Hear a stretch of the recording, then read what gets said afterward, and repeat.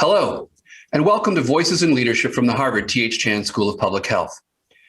I'm Eric Anderson, the director of this program, and it is my pleasure to welcome you today for another exciting installment. Our goal with Voices in Leadership is to focus on effective leadership to create positive change in public health. Since last March, we are creating a special focus on what it takes to lead during a pandemic, while also addressing issues such as systemic racial reckonings and other critical public health issues. Today, we welcome Congresswoman Ayanna Pressley. Congresswoman Pressley represents the 7th Congressional District in Massachusetts. Elected to the House of Representatives in 2018, she was previously a member of the Boston City Council, when she was elected as the first woman of color in the 100-year history of the council.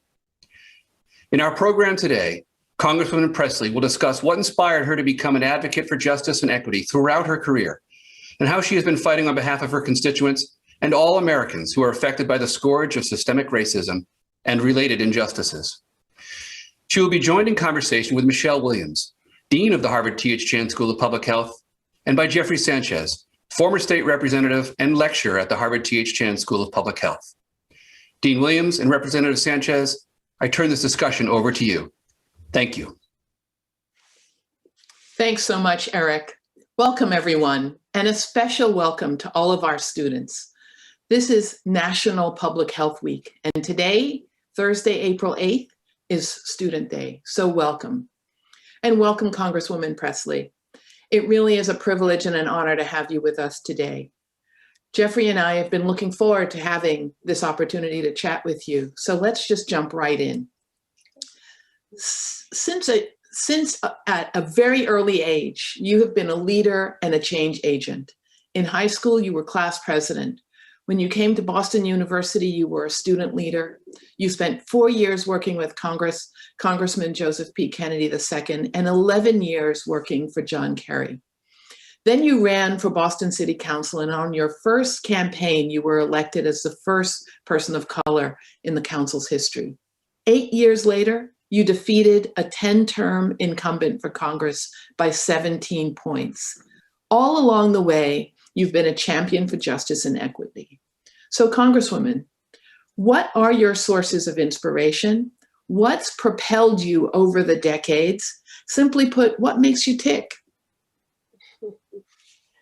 Well, first of all, thank you again for the invitation to join you and to sit at this virtual table. You know, I have to just be fully transparent and authentic to who I am and say that although Harvard broke my heart when they rejected me as an undergrad, I do appreciate that I'm often invited to be in thought leadership with you. And so I thank you for that. But what makes me tick? So behind me, there's a painting of Shirley Chisholm. And, you know, I grew up in a household where my mother certainly, you know, in a single parent household where my mother believed that a parent is a child's first teacher. And I had an extraordinary educator in her, both in her example and in what she poured into me. My mother held many jobs, but those that most resonate with me is that she was a tenants' rights organizer with the Urban League of Chicago. She was a community activist. She was a super voter. She was a social worker. And my mother told me early on, you know, to be Black is a beautiful thing and something to be proud of, but make no mistake about it, you are being born into a struggle. And I have an expectation that you will do your part in that struggle. And my mother did not read me traditional bedtime stories as a child. She never condescended or patronized me. She saw me as a little person, really. And so for that reason, because it was just the two of us, and so she read me the speeches of Barbara Jordan and Shirley Chisholm. And so I feel mentored by their examples. And I'll just close here in saying that also growing up in a city like Chicago, where I did have the good fortune of seeing a woman mayor in Jane Byrne and the city's first Black mayor in Harold Washington, which was actually the first campaign I worked on. At the age of 10. So I was at my first tenants' rights march at 3 months old. My first campaign venture was at the age of 10. So I've been doing the work of movement building and seeking to realize social, racial, and economic justice since I was in the womb. Again, thanks to the righteous example of my mother, may she rest in peace and power. So she remains the most formidable influence in my life. Powerful Black women leaders throughout your life. Thanks for that. Jeff? Yeah, thank you. Thank you so much for doing this with us today, Congresswoman Pressley, and it's an honor to be able to say that, given the years that I've seen you on the ground in our communities from day one, and seeing how it's translated to all of the initiatives that you devoted to your life, and frankly hit the ground running in Congress and continue here in our community in pushing people and pushing policy forward. And what's interesting is that you're in everything that you say that policy is your love language. Mm. As somebody who spent 16 years in a legislative body, those aren't the four letters that we particularly used when I was in the legislative body. But I do like the way that you're trying to change the language of how we talk about the work that you have before you. Can you talk to us about what that means to you, that love language within a new Congress, a divided Congress, a new administration, and how do you tend to articulate and use that language further as you move into the session? Sure. Well, the reason why that is more than a mantra, but is a lived practice, policy is my love language, is because I have seen and experienced hurt and harm that has been disproportionately foisted onto Black Americans and other marginalized communities, resulting in deep inequities and disparities and racial injustices that have only been exacerbated by this pandemic. And none of those disparities are naturally occurring. They were all legislated. And so we have codified in our lawmaking hurt and harm, resulting in disparate outcomes across every issue, again, in racial injustices. And so I'm of the opinion that if we can legislate hurt and harm, then I do believe that we can legislate healing, that we can legislate equity, that we can legislate justice. And so far as, changing the language, I think that's where all movements begin. And, I am doing the radical work, and I define radical in the same way that Angela Y. Davis does, which is to get at the root of something. I am doing the radical work of seeking to usher in a paradigm of politics that is about transformation and not transaction. I'm seeking to replace systems and policies of oppression with systems and policies of liberation, and to replace systems which have perpetuated and policies that have perpetuated trauma with systems and policies of healing. And, when you give an example like redlining, right, I serve on the Financial Services Committee. That is a practice that still persists. And that is an example of discriminatory lawmaking, which has resulted in great injustice. So if we can be that precise in creating harm, then we can be just as precise in creating equity.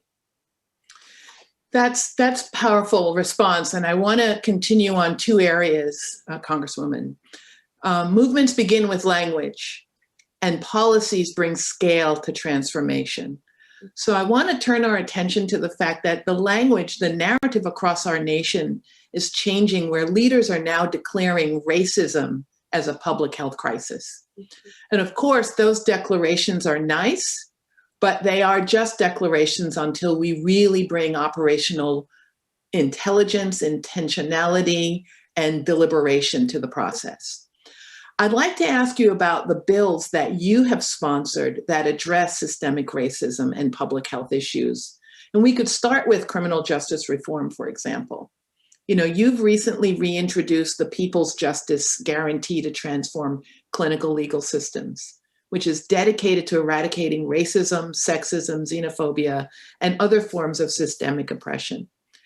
I'd like to note that that both your father and your husband served time in prison, and should note that they both received degrees following their time in prison and are both now successful. Is your passion for prison reform inspired by your own family's experiences? Well, I think it's important to note that both, my father and my husband are Black men, so certainly, given the generational trauma that is mass incarceration that has been disproportionately borne by Black and Brown communities, certainly my own lived experiences shape my policy agenda. I've always maintained the people closest to the pain should be closest to the power, driving and informing the policy making. And so I've been close to that pain. I know the destabilization and the stigma and the loss and the trauma of having an incarcerated loved one.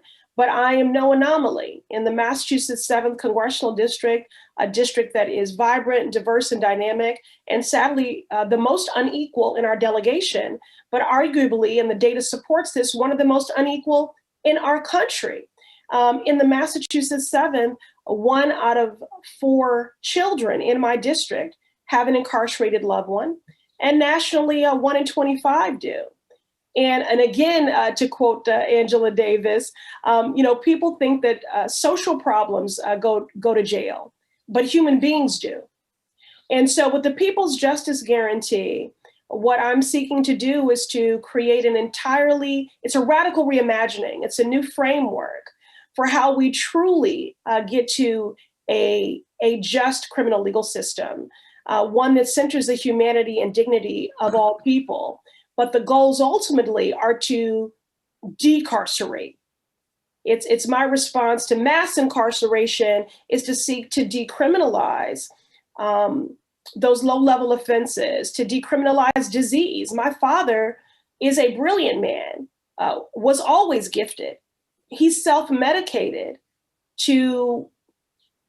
that was his response to a lifetime of trauma, being the eldest boy in a family of 5 children who were orphaned very young, and he had a great deal of responsibility. And so, my father, I believe what he deserved was on-demand, culturally competent treatment, not incarceration. And of course, while he was incarcerated, he attained 2 advanced degrees and subsequently went on to become a college professor of journalism and is a published author. I'm very proud of him. The point is, he should not have been incarcerated in the first place. But because we criminalize social conditions, because we criminalize disease, I'll try to transition here and just say this. The Massachusetts 7th is in the top 9, I think, of undercounted districts when it comes to the census. Because we're undercounted, we're also under-resourced in terms of federal investment. So when you underinvest in community, or you divest in community, you're not investing in people. You're not investing in that critical infrastructure that fosters an ecosystem whereby people can live and thrive. And then people have no choice but to default to survival behavior. And then we criminalize that survival behavior. That is how you have a public health crisis and an injustice like mass incarceration that we see today. So the People's Justice Guarantee is a radical reimagining, centering the humanity and dignity of all people, and it seeks to get us to decarceration by decriminalizing substance use, mental health, poverty, homelessness, all things that we currently criminalize. Bringing a public health approach to what is a health, mental health, physical health, social determinants of health. Absolutely. You're speaking my language, Dean. You're speaking my language. I love it. And I do also want to say, there are 5 foundational principles for the PJG. And under those, I've introduced a number of pieces of legislation to support this new framework: abolishing the federal death penalty, ending qualified immunity, counseling, not criminalization, the End Push Out Act. And there is much more in the queue there. I introduced a bill to dismantle mass incarceration for the public health, justice for incarcerated moms, which is crazy that I have to legislate decency, justice for incarcerated moms. Why is any pregnant woman incarcerated? Being shackled while giving birth? We have to introduce anti-shackling legislation. We have to introduce compassion. We have to bring passion back. And that's why I love your terming this your love language. Jeffrey, thanks for opening up that question with the love language. And I want to turn back over to you. Thank you, Congresswoman. Thank you, Dean. Congresswoman, you've said that creating a just legal system is a matter of will, plain and simple. Back in 2018, I remember the work that we did here in Massachusetts together on criminal justice reform and court reform, and then now leading up to police reform here in Massachusetts, ultimately knowing that you had to hit the ground, you had to hit running it. Really difficult conversations to get to some, and take advantage of an environment of which we're in now, especially after the murder of George Floyd. Do you believe that there is a will, or can we, in such a deeply divided Congress, try and address this issue of criminal justice reform, court reform, police reform? I believe as an elected official, it's my job to not only reflect the temperature of the people, which is why I seek to stay proximate to the hurt, right? Both to better understand how intersectional systems of oppression are, to better understand nuance and complexity, but also to develop the best solutions. And so I think it's my job to reflect the temperature of the people, but it's also my responsibility to set the temperature. And I do that in partnership with community and with my colleagues. So, I'm no cynic, I'm an eternal optimist, but I have very few illusions of sort of GOP epiphanies on a host of issues, that include real transformational, people-centered criminal justice reform. But that just means we have to continue to organize and to mobilize and to apply that pressure. Are there any moments, again, just trying to get into the building and in your own experiences and trying to get at other members, what do some of those conversations look like? I believe in the power of storytelling. And so as much as I can center the voices, again, of those closest to the pain, that's when I find that I have been able, this from being a legislator. This from being a legislator that if you can change hearts and minds, then you can change laws. And so, I've always asserted that we don't suffer from a deficit of resource as a nation, but we do suffer from a deficit of empathy, which is why there is scarcity, even though we have enough resource, even though we have what we need at our disposal. And so as a way to foster that empathy, I just center those who are closest to the issue. And so in those one-on-one conversations, you can see people, maybe thinking about these things a little bit differently.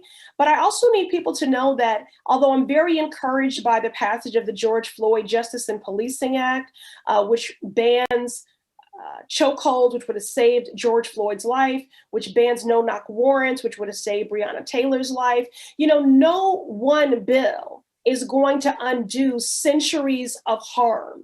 So, if we are really finding ourselves in the midst of a reckoning, well, I grew up in the church. That was really my real leadership development on a storefront church that my grandfather pastored on the south side of Chicago called Rain or Shine.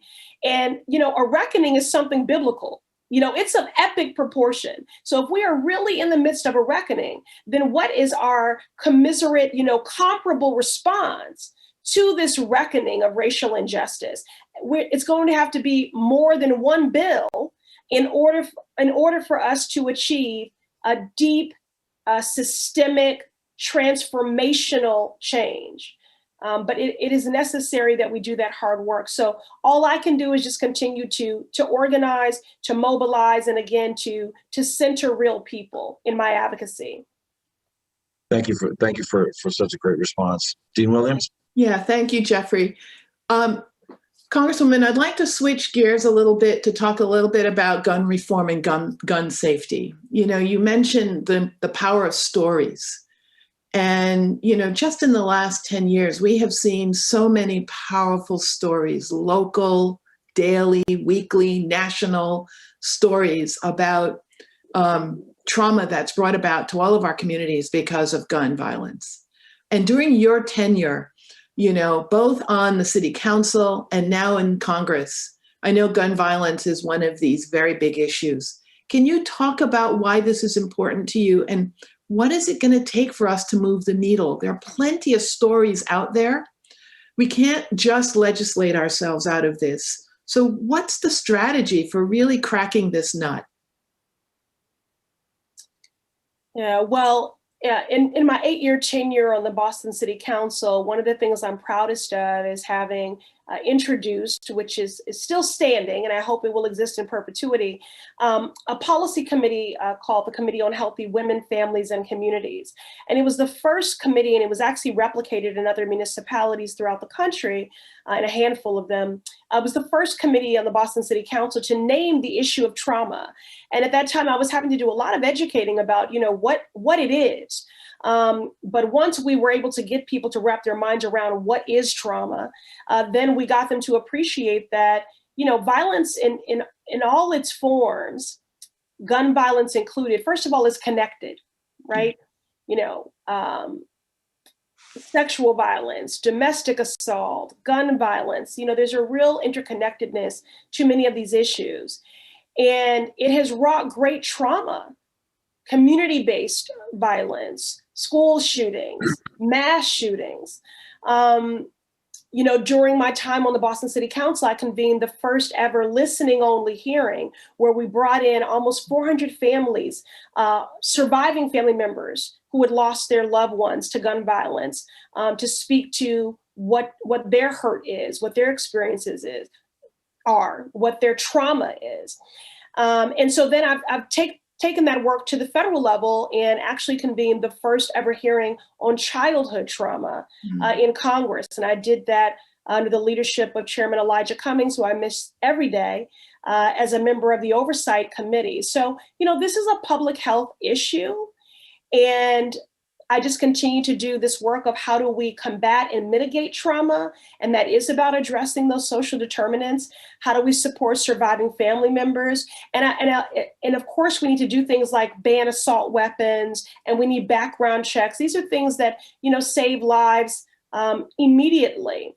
But we also have to address straw purchasing and gun trafficking, and we have to address poverty. You know, those three things are really what contribute to community-based violence. So community-based violence I see as a byproduct of poverty, which is why we have to address those broader social determinants. And then, of course, the things that I've already offered around, you know, assault bans, background checks, and things like that, in terms of the gun violence that we see that is pervasive in other ways: domestic violence, school shootings, mass shootings. Yeah. So it takes a comprehensive response. If I may, I wondered if you'd encountered people who are denying that these mass shootings, these major violent crimes that happen within schools, for example. I'm thinking of Parkland. And they're actually misinformation campaigns, people denying that these things happen. How do we get around that pernicious misinformation to really help people understand that these are real sources of trauma in our communities and our schools in particular? You know, the thing is, Dean, what I'm seeking is equitable awareness and outrage. I want us to be equally committed to mitigating the trauma of those students at a school shooting as we are our young people who are exposed to gun violence and have lost their peers every single day. As far as what those conversations are and how they go, it depends on the member. But usually the response for those who are just completely removed from how this is a transcendent public health issue. This is a threat to the public health and the safety of suburban communities, of rural communities, of urban communities. Again, when you're talking about everything from suicide to domestic violence, to community-based violence, to school shootings, to mass shootings. Look, I serve with people who needed an insurrection coming to the steps of the United States Capitol, an attempted coup, to truly even accept that white supremacy is a threat to every American life in our democracy. Mm. So this is what we are up against, but we have to organize and legislate like lives depend on it, because they do. Yeah. The fact that we have colleagues who served with Gabby Giffords, who almost lost her life. We have colleagues who played on the softball team who were, ducking from bullets.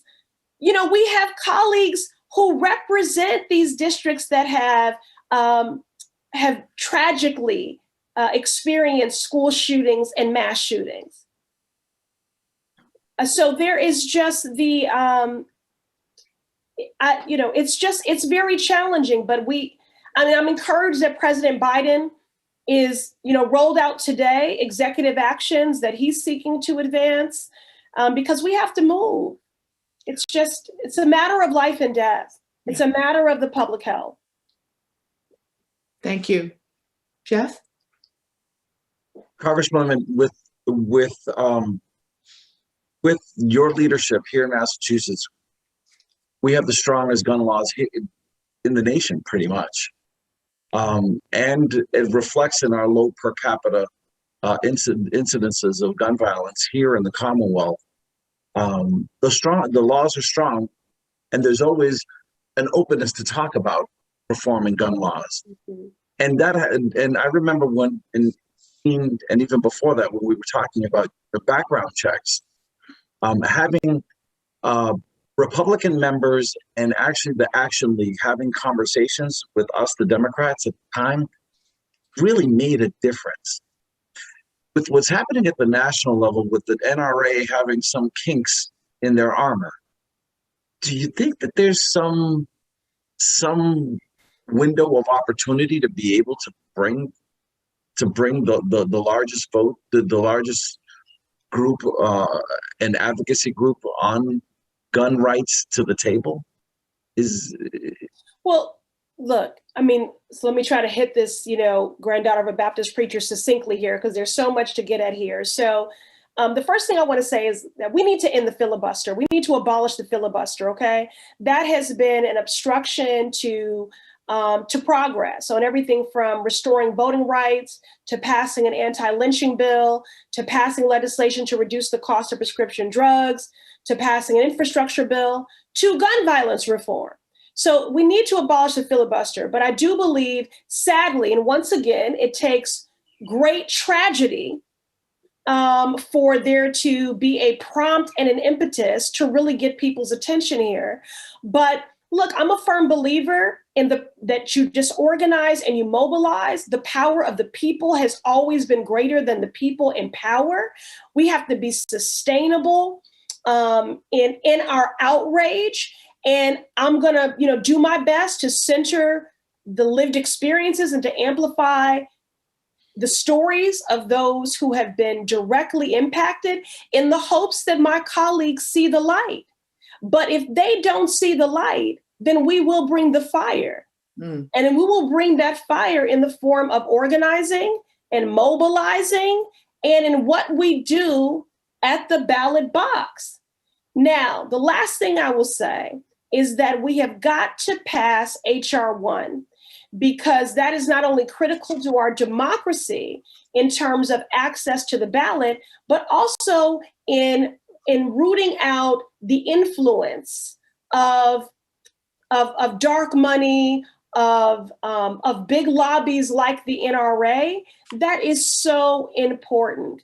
These folks are not moving because they are bought and paid for. It's the same reason why we haven't been able to pass legislation to reduce the cost of prescription drugs, because of the influence of that lobby. So the same is true when it comes to the NRA.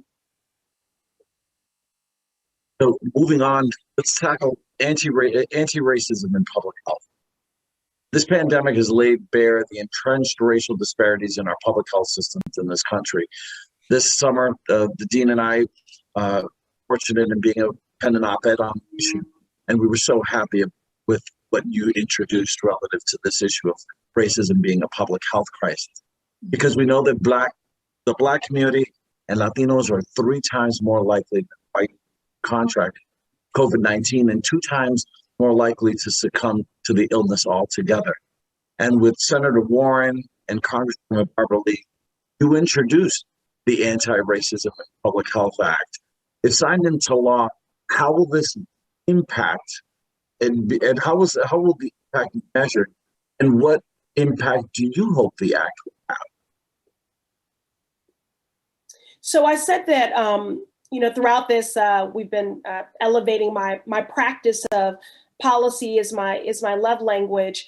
Well, policies that seek to mitigate the harm caused by anti-Black and racist policies is really my love language. And that's what the Anti-Racism and Public Health Act would do. This is going to confront and dismantle racist systems and practices that have created the inequities that you enumerated and that we see in the Massachusetts 7th every day, which is why the Massachusetts 7th was the hardest hit by the pandemic, which we knew would be the case anecdotally. In a 3-mile radius in my district from Cambridge to Roxbury, life expectancy drops by 30 years. And we know that the coronavirus has contributed to that, significantly. To changing life expectancy there. So these inequities and these disparities in public health outcomes, again, have been created by policies which have created comorbidities of structural racism, unequal access to healthcare. And so the Anti-Racism and Public Health Act is going to would allow for robust, comprehensive research on the public health impacts of structural racism, and then seek to develop policy solutions to bring an end to these disparities once and for all. So I love data, not data for data's sake, but to directly inform how we legislate and where resources go. So the Anti-Racism and Public Health Act will also expand research and investment into the public health impacts of structural racism. It requires the federal government to begin actively developing anti-racist health policy. Something else that is unique to this act is that it acknowledges that police brutality is a public health crisis. In fact, police brutality is the 6th leading cause of death for Black men. And so we are creating, through this act, a law enforcement violence prevention program within the National Center for Injury and Prevention Control under the CDC. So, I don't want to get too wonky about it, but it's just the acknowledgement. Be wonky. This is the environment. Let me tell you. Yeah, time is only killing. Only be we have wonky, hours. be wonky, bring it on. You said I love data. I do. And okay, so you said it. Okay, so really quickly, listen. That is why early in the pandemic, I introduced with Senator Warren the Equitable Data Collection Act, because that which gets measured gets done. The CDC was only collecting age and gender. When it came to coronavirus infections, hospitalization and fatalities. But when we introduced that law, which some of it was integrated into the relief package, to mandate the collection of racial demographic data, then we got the full story. And because we had that full story, even though we knew anecdotally how it was going to play out, we have the highest asthma rates, environmental injustices, unequal access to healthcare, food apartheid systems, subpar overcrowded housing, transportation deserts, all of these things. But the data gave us the mandate to seek those investments. Yes. So with the data and research that we will do in the Anti-Racism and Public Health Act, we have to pass it first. That will conduct the research and gather the data to actively advance anti-racist health policies. Yeah. Amen. Amen. We're in church here today.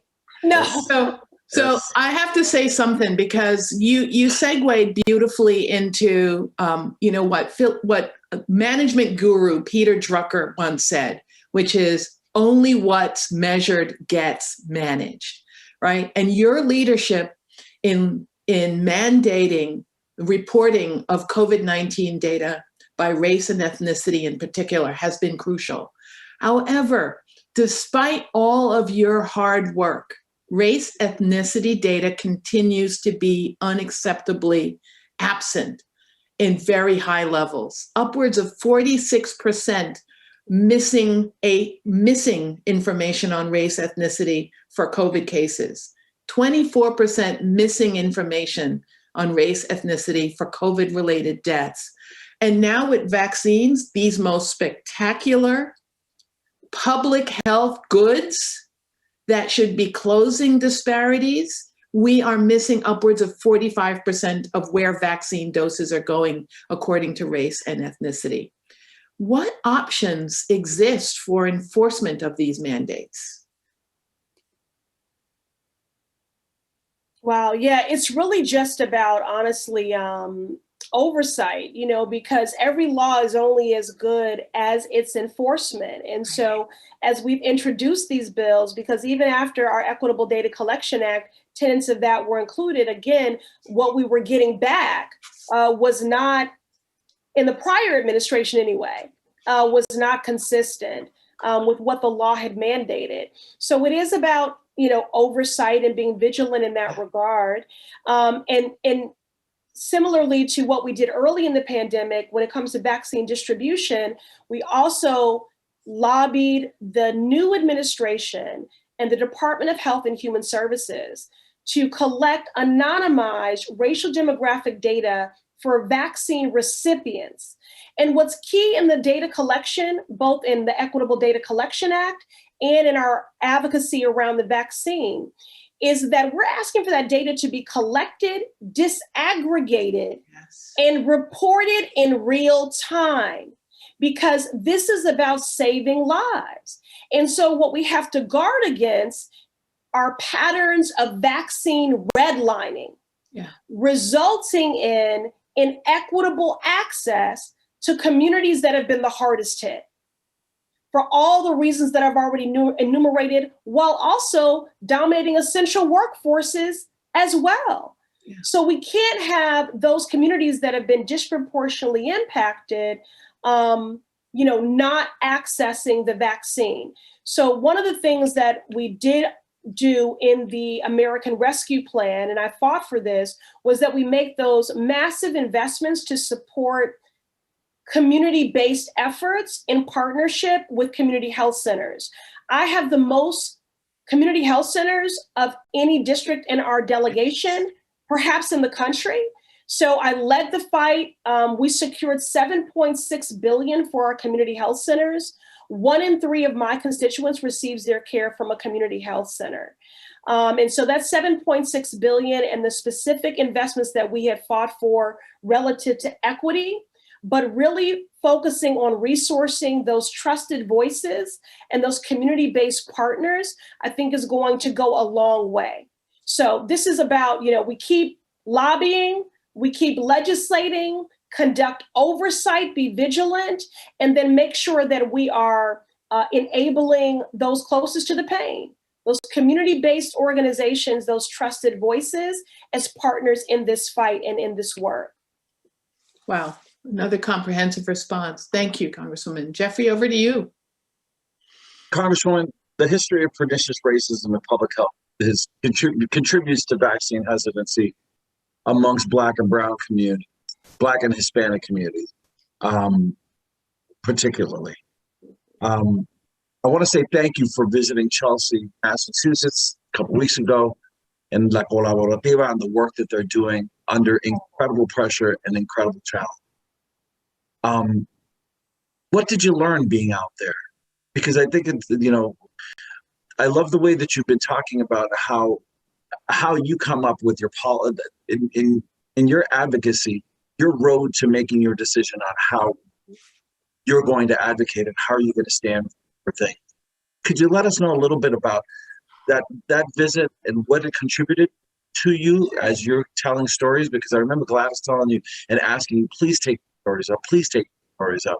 And not only that, what are the messages to those that can give to all of this audience, this great audience that we have here today, to be able to be your army of people to talk about hesitancy and how do we get through this? So again, you know, my time in Chelsea, my time in Roxbury, my time in Randolph, seeing their vaccine sites confirmed what I already knew, that when you resource those closest to the pain, those community-based organizations, like the Chelsea Collaborative under the leadership of the indefatigable Gladys Vega, like the Black Boston COVID Coalition at the Reggie Lewis Center, spearheaded by Senator Wilkerson and others, like what I saw yesterday in Randolph at their intergenerational center, that when you do that,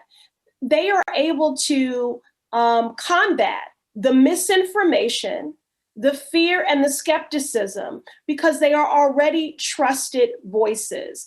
They are in relationship with these people. Yesterday, I saw in Randolph, they have a drive-through vaccination site. And even though people had signed up online, had filled out paperwork while they were waiting to get up to enter the building, there's one more person, a last person that speaks to them just as they're going in. And there are many who try to turn away in that moment because of the fear and skepticism, but because that is a member of their community and someone that they know who is not discrediting their fear, bearing in mind that the medical community violated that trust. Mm-hmm. The practice of medical apartheid on Black Americans, on Indigenous people, on Guatemalans, and there are many other examples that I could offer to other communities, was the medical community violated that trust. And it's incumbent upon the community to regain that trust. And so, you know, you can't talk people out of their fear.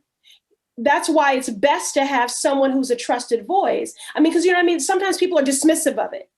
You know, that's what I mean. You can talk people out of it by educating them. And if you're someone that has a relationship with them and that they trust. But the thing here is to not be dismissive of it. You can't be cavalier because those fears are real, okay? And I will acknowledge, even for myself, as someone who was a public health champion, I had to overcome my own fear.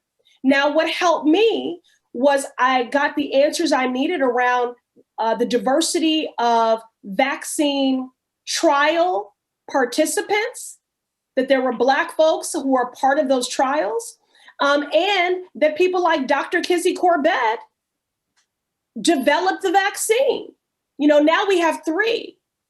But those are the sorts of things that helped me to get over that hurdle. But what I learned in Chelsea, Randolph, and Roxbury was confirmation that we just need to empower and well-resource our community health centers, community-based organizations, so that they can go door to door, have mobile units deployed, and really meet people where they are to get them vaccinated, particularly as we continue to see emerging variants. You know, that is such a powerful response, Congresswoman, that I can't help but be reminded of a line in Heather McGhee's book, The Sum of Us, where she says, if we as a nation could only embrace our diversity, we would unlock that superpower that we have. And as you talked about, you know, the diversity of participants in the clinical trials that led to these spectacular vaccines, the diversity of the scientist, an African-American woman, Dr. Kizzmekia Corbett, as one of the founding brilliant scientists bringing forward this mRNA platform vaccine, It is the diversity of our nation, the talents, the stories that really can unlock the superpower of our nation. It is diverse and powerful voices such as yours, Congresswoman, that inspires us, that motivates us in public health to want to continue to do more to help us build back better. I can't thank you enough for choosing to spend time with us, for bringing your love language of policy infused with data that allows for strategic investments to close disparities, not grow them. So with this, I thank you enormously on behalf of the Harvard Chan School of Public Health and my good friend, former Representative Jeff Sanchez, for engaging Thank you, in this Congresswoman. conversation. Thank And you, please Jeff. know, anything that we can do to help motorize, bring power, enable your success, because your success is our success, don't hesitate to let us know. Thank you. Thank Thank you. Grateful for your partnership. Grateful for your thought leadership. Grateful for your civic engagement, and grateful for the platform and the opportunity to sit at this virtual table with all of you. So, Harvard, you're forgiven. I just want to say that. Even Harvard makes mistakes. You're Hey, forgiven. but their greatest success was bringing this Dean Michelle Williams to this place. And That's she's doing right. an incredible job. Yes, she And we're is. proud of her. A and we history love her. maker, both That's of it. you in your Yeah. own right, so as I tell our young people, history is not something that is static. It is dynamic and it is all around us. And, each of you are history makers. So it's an honor to know you and to sit at this table with you. And I hope you'll have me back. Can't Thank wait to you see so you in much. person, Congresswoman. Thank you. Thank you. Well, we will be, to our audience, thank you for spending time with us again this afternoon. And I want you to know that we'll be bringing you more voices in leadership during crisis segments in the weeks ahead. Please stay tuned, and thanks for joining us today. Be well. Thank you. Thank you.